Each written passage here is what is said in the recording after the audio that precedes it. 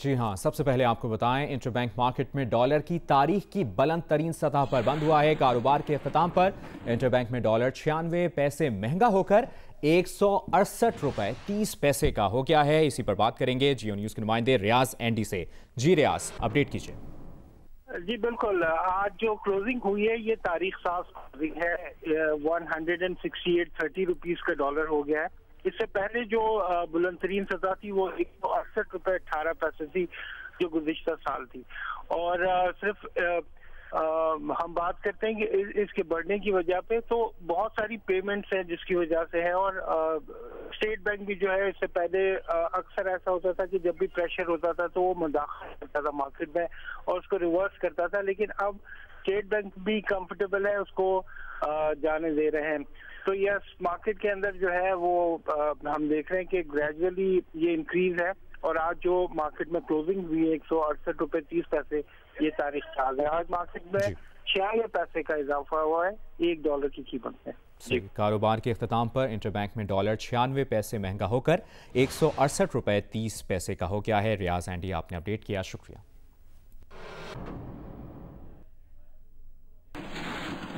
आगे बढ़ते हैं, बात करेंगे अहम मुलाकात की। मुस्लिम लीग नून और पीपल्स पार्टी के वफूद के दरमियान लाहौर में मुलाकात हुई। मुलाकात में अपोजिशन की हिकमत अमली और मौजूदा सियासी सूरत हाल पर गौर किया गया। अपोजिशन जमातों ने कोऑर्डिनेशन कमेटी तश्कील देने और ईद के बाद APC बुलाने का फैसला किया है। इसी पर तफसील जानेंगे जियो न्यूज़ के नुमाइंदे उस्मान भट्टी से। उस्मान, पीपल्स पार्टी और नून लीग के दरमियान जो मुलाकात हुई है उसमें और क्या अहम फैसले किए गए?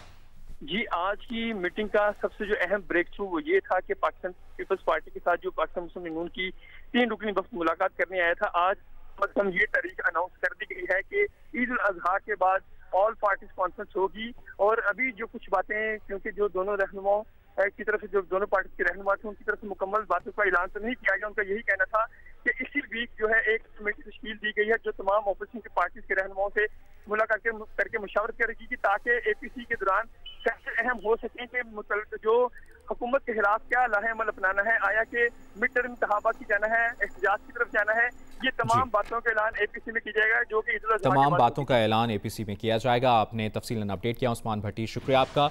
बिलावल भुट्टो से मुलाकात के बाद प्रेस कॉन्फ्रेंस में नून लीग के रहनुमा एहसन इकबाल का कहना था कि अपोजिशन की 2 बड़ी जमातें मुत्तफिक हैं कि हुकूमत से निजात हासिल करना 22 करोड़ आवाम की तर्जुमानी है। अवामी एहतजाजी तहरीक के मरहले पर मरियम नवाज का सबसे अहम किरदार होगा। कमर जमान कायरा का कहना था कि पहले APCs हुकूमती पॉलिसियां तब्दील कराने के लिए बुलाई गई, अब अपोजिशन मुत्तफिक है कि खुद हुकूमत बड़ा मसला है, इससे जान छुड़ानी है। ये तय हुआ कि एक जॉइंट अपोजिशन कोऑर्डिनेशन कमेटी बनाई जाए। ये कमेटी बाकी जमातों से भी नाम लेके अपोजिशन की जमातों से, तो इसी हफ्ते कोशिश होगी जल्द अज जल्द इसकी मीटिंग हो और ये एक मुश्तरका हिकमत अमली तय करे, एजेंडा तय करे और उसके बाद ईद के फ़ौरन बाद ऑल पार्टीज़ कॉन्फ्रेंस क़यादत के लेवल पे हो। आप जो कहते हैं कि तहरीक अब चलाएंगे, हम अपनी सियासत के लिए अवाम की ज़िंदगी से नहीं खेल सकते। जो ही कोरोना से कौम निकलेगी हम अपनी सियासी सरगर्मियाँ भी तेज़ करेंगे, लेकिन उनके अलावा अपोजिशन मिलकर इंशाअल्लाह ताला आप देखेंगे बहुत अपना दबाव बढ़ाएगी। वो हमारे लिए पब्लिक मोबिलाइजेशन के लिए जो उनका एक किरदार है शायद और इतना किसी का नहीं होगा। जब भी हम पब्लिक मोबिलाइजेशन फेज़ में जाएंगे तो आप उनका किरदार ज़रूर देखें। पीपल्स पार्टी के रहनुमा कमर जमान कायरा का कहना है कि मीडिया का गला दबाना हुकूमत का हथकंडा है। मीडिया को कितनी आज़ादी हासिल है सबको पता है। लाहौर में पीपल्स पार्टी और मुस्लिम लीग नून की मुश्तरका प्रेस कॉन्फ्रेंस के दौरान कमर जमान कायरा का कहना था कि अब मीडिया को अंदाज़ा हुआ होगा कि जब उन्हें मफरूज़ों पर मबनी और गलत केसेस बनाकर जेलों में डाल दिया जाता है और अदालतों में सुनवाई भी नहीं होती। मीर शकील उर रहमान को जेल में 4-5 माह हो गए, उन पर क्या केस है? और इनका तीसरा हथकंडा मीडिया का गला दबाना होता है, अपनी मर्जी की खबरें देना होता है। मीडिया का कितना आज़ादी हासिल है ये आप बेहतर जानते हैं। और मीर शकील उर रहमान साहब, अब आप मीडिया वाले दोस्तों को ये मैं एक लाड से गिला कर रहा हूँ कि अब हमारे मीडिया के दोस्तों को इस बात का अंदाज़ा हुआ होगा कि जब हम कहते थे कि हमारे ऊपर मफरूज़ों पर मबनी केसेस बना के, गलत केसेस बना के हमें जेलों में डाल दिया जाता है, और हमारी अदालतों में सुनवाई भी नहीं होती। इन कवानीन के सहारे आज मीर शकीलुर रहमान भी चौथा या पाँचवां महीना हो गया उनको जेल में बैठे हुए। क्या केस है उनके ऊपर? हम मुतालबा करते हैं कि उनको फौरी तौर पर रिहा किया जाए। नैब अपने आप को एक न्यूट्रल इदारा साबित करने की कोशिश करे। फयाजुल हसन चौहान ने शहबाज शरीफ और बिलावल भुट्टो जरदारी के दरमियान टेलीफोनिक राबतों पर तबसरा करते हुए कहा है कि शहबाज शरीफ और बिलावल जरदारी को एक दूसरे का गम और कहानी सांझी मालूम हो रही है। उन्होंने कहा कि दोनों एक दूसरे के साथ चालाकी और मौका परस्ती की सियासत करने के चक्कर में हैं। शहबाज शरीफ पर बिलावल एतबार करने से हिचकिचा रहे हैं। मंजूर पापड़ फरोश जैसे किरदार सामने आने पर अपोजिशन के आपस में राब्ते बढ़ जाते हैं। शहबाज शरीफ की सियासत सिर्फ बयानबाजी और बिलावल की सियासत तकरीरों तक महदूद है। उन्होंने कहा कि शहबाज शरीफ और बिलावल जरदारी से गुजारिश है कि कोरोना के खिलाफ और मौशी इस्तेहकाम की जद्दोजहद में हुकूमत का साथ दें। वज़ीर आज़म इमरान खान की पॉलिसीज़ के नतीजे में कोरोना केसेस की तादाद कम हो रही है।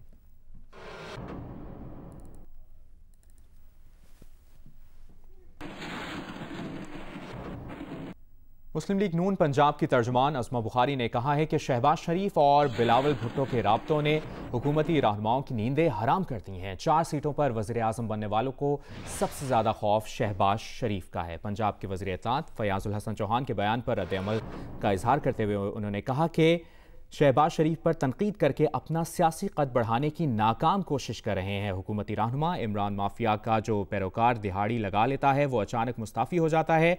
पंजाब में कोई वजीर उस्मान बुज़दार के अंडर काम करने को तैयार नहीं। पंजाब काबीना के अक्सर वज़रा अपनी जाली कारकर्दगी रिपोर्ट्स वज़ीर आज़म इमरान खान को इरसाल करते हैं।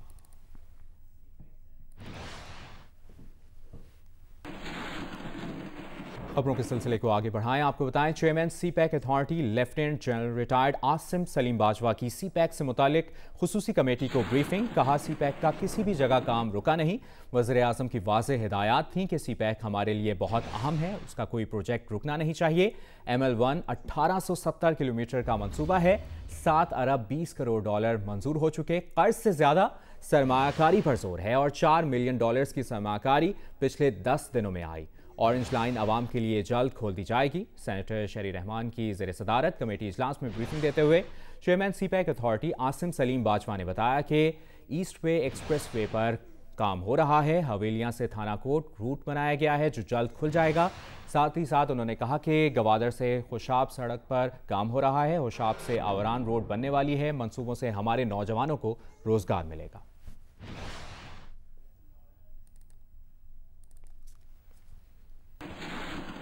और अभी आपको बताएं, इलेक्शन कमीशन की जानिब से फैसल वाडा को नाअहली से मुतालिक दरखास्तों के केस में जवाब जमा कराने का आखिरी मौका दिया गया है। चीफ इलेक्शन कमिश्नर ने कहा है कि आइंदा समाअत पर फैसल वाडा की जानिब से कोई पेश ना हुआ तो यकतरफा कार्रवाई की जाएगी। केस की समाअत 15 रोज तक मुलतवी कर दी गई। इलेक्शन कमीशन में फैसल वाडा की नाअहली से मुतालिक दरखास्तों पर केस की समाअत इलेक्शन कमीशन के सरबराह सिकंदर सुल्तान राजा की सरबराही में 5 रुकनी बेंच ने की। चीफ इलेक्शन कमिश्नर का कहना था कि फैसल वाडा की जानिब से 2 जून को केस खारिज करने की दरखास्त की गई थी। इस हवाले से दरखास्त गुजारों ने कोई जवाब जमा नहीं कराया। दरखास्त गुजार का कहना था कि गुज़श्ता समाअत पर फैसल वाडा की दरखास्त की कॉपी नहीं दी गई। इलेक्शन कमीशन ने दरखास्त गुजार से दरखास्त काबिल समाअत होने के मुतालिक जवाब तलब कर लिया। इलेक्शन कमीशन में फैसल वाडा की जानिब से कोई वकील पेश नहीं हुआ। चीफ इलेक्शन कमिश्नर का कहना था कि आइंदा समाअत पर फैसल वाडा की जानिब से कोई पेश ना हुआ तो यकतरफा कार्रवाई की जाएगी।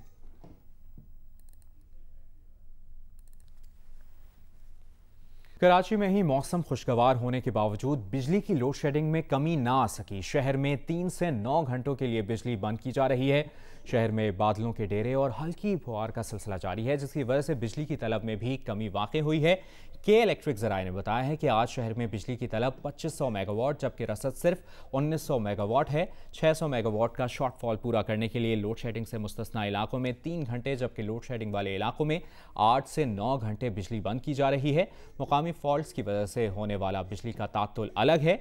मलीर, शाह फैसल, लाइन्स एरिया, लियाकताबाद, मंजूर कॉलोनी, रंचोड़ लाइन, गोलीमार, FC एरिया, मूसा कॉलोनी, लांढी और औरंगी टाउन के सार्फिन के मुताबिक लोड शेडिंग के अलावा भी उनके इलाकों में रात के वक्त हर आधे या 1 घंटे बाद 15 मिनट या आधे घंटे के लिए बिजली बंद की जाती है, जिसकी वजह से उनकी नींद खराब होती है।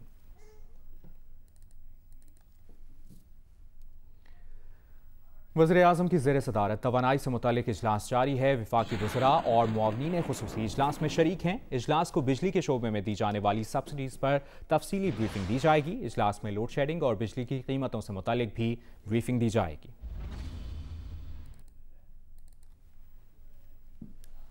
रावलपिंडी की मवेशी मंडी में व्यापारी और जानवरों की कसीर तादाद लेकिन खरीदार ना होने के बराबर। मंडी के हालात के बारे में अपडेट कर रहे हैं अरफा फेरोज।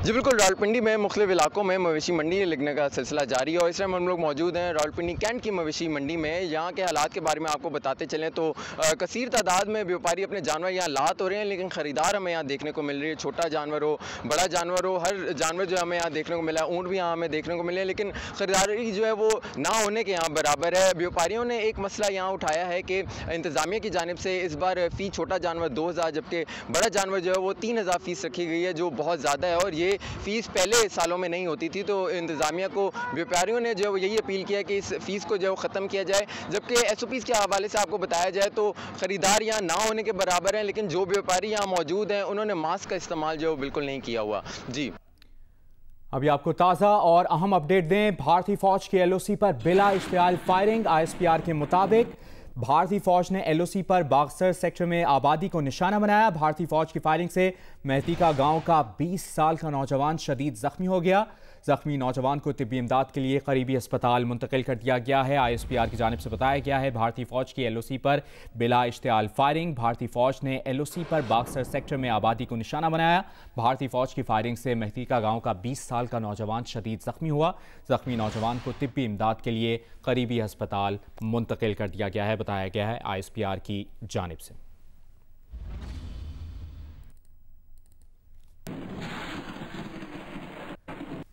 वज़ीर-ए-आज़म के मुशीरों और मुआवनीन खुसूसी की तरफ से हुकूमत को जमा कराए गए असासाजात की तफसील में उनकी तरफ से हुकूमत पाकिस्तान को अदा किए गए टैक्सेस की तफसीलात मौजूद नहीं हैं, जबकि अक्सर की तरफ से अपने असासों की मालियत को मार्केट कीमत से कहीं कम जाहिर किया गया है। इन असासों में किस किस के असासाजात में क्या क्या बड़े तजादात पाए जाते हैं, इस्लामाबाद से बता रहे हैं नुमाइंदा जियो न्यूज़ एजाज सैयद।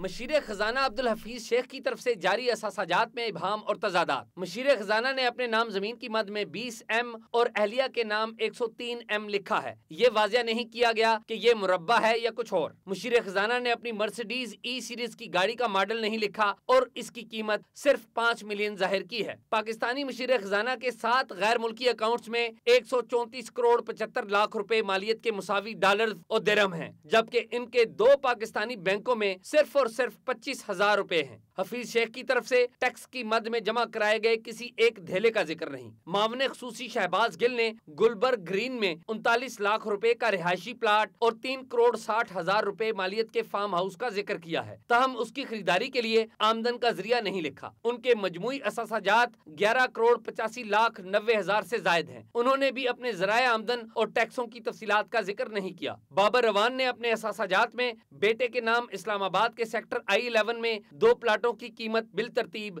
21 लाख और 29 लाख दर्ज की है, तहम प्लाटों का साइज नहीं लिखा। याद रहे कि इस सेक्टर में 5 मरले के प्लाट की कीमत कमोबेश 90 लाख रुपए है। बाबर रवान ने अपनी टैक्सों और आमदन की तफसीलात का जिक्र भी नहीं किया। सानिया निश्तर के पास सिर्फ 5 लाख रुपए की ज्वेलरी है। उनके शोहर के 4 मुख्तलिफ अकाउंट्स में कमोबेश 1 करोड़ 81 लाख रुपए हैं, जबकि उन पर 23 लाख रुपए का कर्ज भी वाजिबुल अदा है। तानिया शाहिद अंदरूस के पाकिस्तान में कोई गैर मनकुला असासाजात सिरे से मौजूद ही नहीं, तहम उनके पास 82 लाख रुपए की पाकिस्तान में एक टोयोटा गाड़ी है जिसका मॉडल और दीगर तफसीलात लिखना उन्होंने मुनासिब नहीं समझा। उनके पास 50 तोले सोना, अमेरिका और बरतानिया में प्रॉपर्टी और बैंक अकाउंट्स अलग से हैं। उन्होंने अपने शौहर के असासाजात की तफसील भी लिखी है। जुल्फी बुखारी बरतानिया में एक फ्लैट के मालिक हैं जो कि बैंक के साथ मॉर्टगेज की गई है। Zulfi Bukhari Sack Valley Limited नामी एक कंपनी के भी मालिक हैं जिसकी मलकियत बरतानिया में 2 अपार्टमेंट भी हैं। जुल्फी बरतानिया में 4 कीमती गाड़ियों और पाकिस्तान में 1 लैंड क्रूजर के भी मालिक हैं। वज़ीर आज़म के मशीरानो मावनीन की तरफ से जमा कराए गए असासाजात में आमदन के जराए लिखे गए हैं, न टैक्सों की तफसीलात। बाज ने तो अपने अहले खाना की मलकीती एहसासों का जिक्र भी नहीं किया। एजाज सैयद, जियो न्यूज़, इस्लामाबाद।